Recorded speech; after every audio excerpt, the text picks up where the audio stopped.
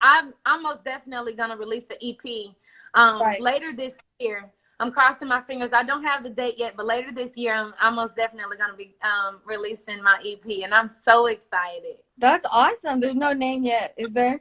No name yet. No name yet. Still working on it. Yes. I love it. Well, congrats on your new single, Bring the Whole Hood.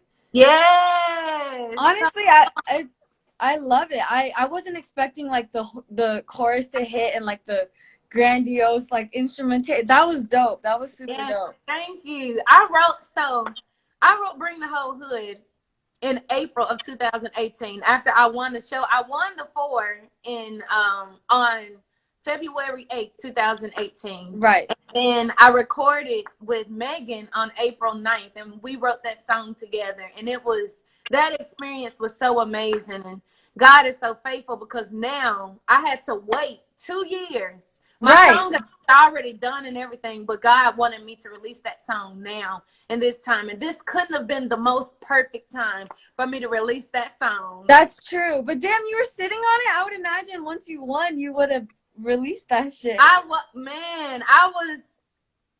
It was a long, let me tell you, it's been a long time coming. I feel you. I got so many songs, Shirley, that I'm just like, that are done, ready to go. But I'm just waiting for God to release them, in the perfect time, especially with everything that's going on in the world. Right. I got some positive music, and I'm like, yep, COVID-19, I got some for that. I most definitely got some for that.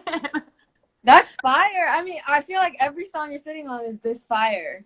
Yes, it really is. That's awesome. What was the dynamic with Megan in the studio? Huh? What was the dynamic with Megan in the studio? Dope. Nothing but fire. Flames all day. I was in the studio. I think I did 2 or 3 days with her in the studio back to back.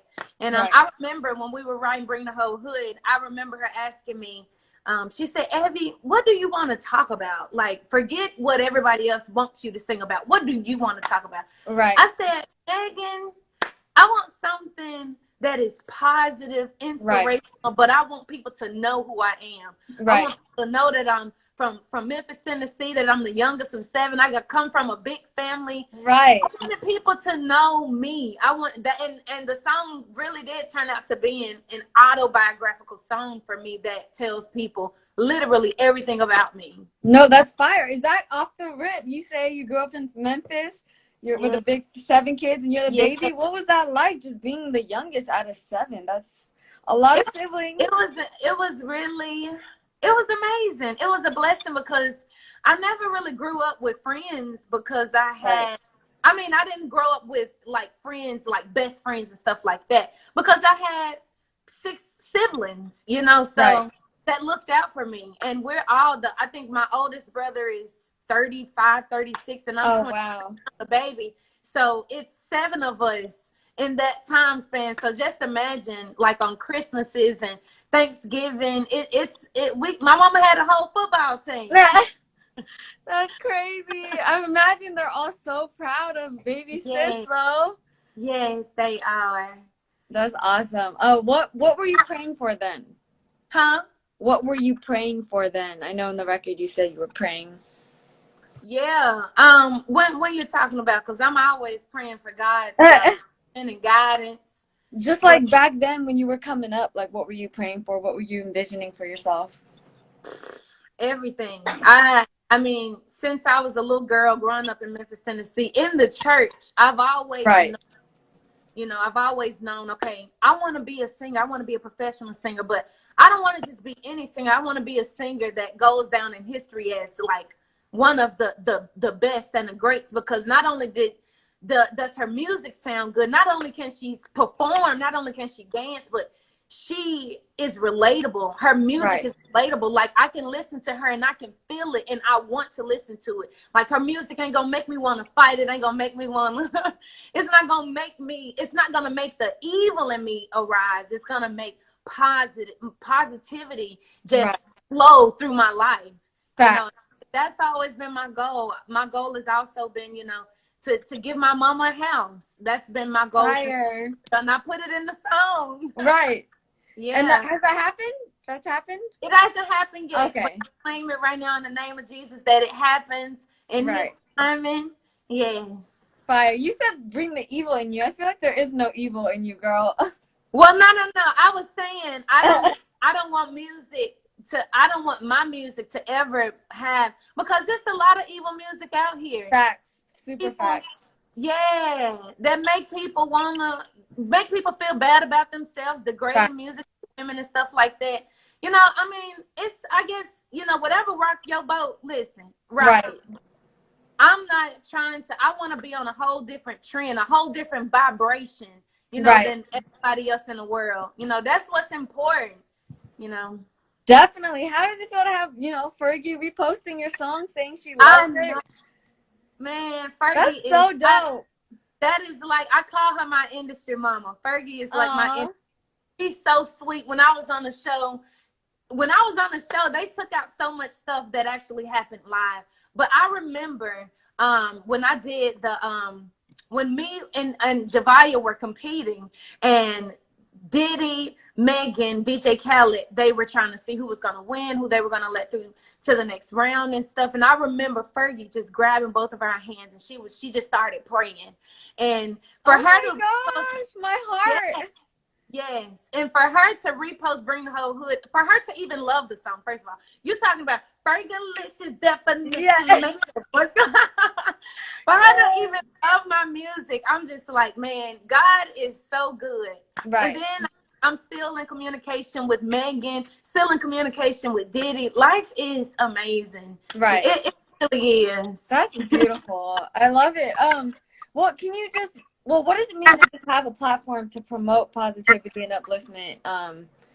Yeah, just being so young too. Like, It means the world to me, because when I was on the 4, I remember praying. I didn't know specifically like verification. All I knew was like, okay, that blue check mark mean that you somebody real important. So yeah. I remember before the finale episode, like a week, the week of the finale episode, we did a lot of press, we did a lot of promo and stuff. All of the final 4, and we went up to the Twitter building in Los Angeles, headquarters. Ooh. I said, can we get that blue check mark? Because listen, I've been praying for this blue check mark, and they gave it to us. And to have a platform to just be in that wave of positivity, because there's so much in life right now that you think about. Like, we're living in the days where there's a pandemic and people are dying from it. Like, we're living in the days where, people just, you don't understand why people are so evil, why people are so mean, but it just is. And I just want to be that. I just want to be that vessel that God uses to just bring light. I think it's so important that I be somebody that is a light, my own light. I don't want to be nobody else's. I want to be the light that God put in me. And I want to help, because God gave all of us our individual light. You can't shine from my light. I can't shine from your light. We gonna shine with each other. That part. God gave us a light to shine. I mean, it's so beautiful. See, the devil don't want you to shine in this world, because he's so dark and he's so demonic and evil. He don't want us to be happy. He don't want us to be healthy. So he does things, whatever he can. He gonna come looking, feeling however good he want to feel. But it's important that whatever it is, just spread love. That's what I'm all about. Just spread love. That. Tomorrow is not promised. Facts. Yeah. Or being only 23, what do you like to do for fun? I know music is your life, but what do you like to do for fun? For fun, I like to have game night with my friends. I love one of my favorite games right now is Heads Up on the iPhone, or Monopoly. It's so crazy, but my brother just taught me how to play blackjack, and I love it. I love that. We actually bought the whole set from Walmart. But I just love spending quality time with my family. That's the best. No, that's fire. That's beautiful. What are 3 things you need in the studio?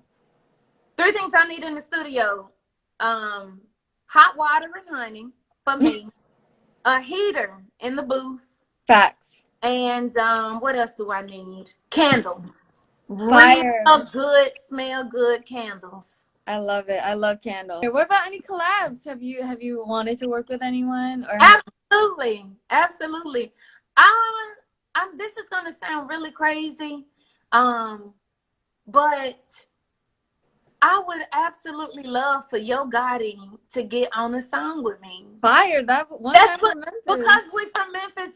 He from North Memphis. I'm from North Memphis. Like that Right. would be amazing. But Yeah. on the flip side, I'm signed to Motown Gospel, and Tasha Cobb's signed to Motown Gospel. Ty Tribbett, those gospel artists, they're signed. Right. They're like my big sister and brother of the label. So Fire. I would love to do something with them. Kirk Franklin, I would love to do. Ooh, legendary. Man, I would love to do anything with him.